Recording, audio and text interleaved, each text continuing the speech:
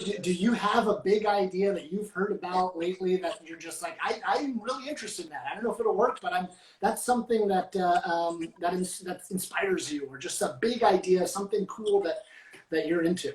Well, what I'm really passionate about right now, and what I write about in Floating Darkness, is this idea that the problems, the problems that we're faced with right now are planetary in scale, right? They're in order to solve the very real problems and challenges that we face, we're going to have to solve them within the context of the real world, and all its multi-dimensional complexity and interdependencies and everything else. And so the way that we're going to progress forward and really get on the right track at this pivotal moment in history, like never before, this is a unique time in history.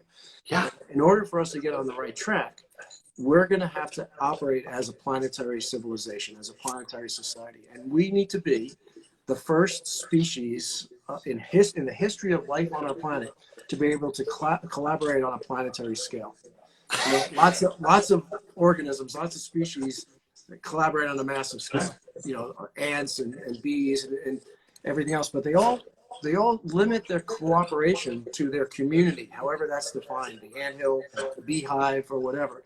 So we need to be the first species in history to collaborate and define our community as the entire planet. And we haven't even come close to doing it. Yeah. I know it is.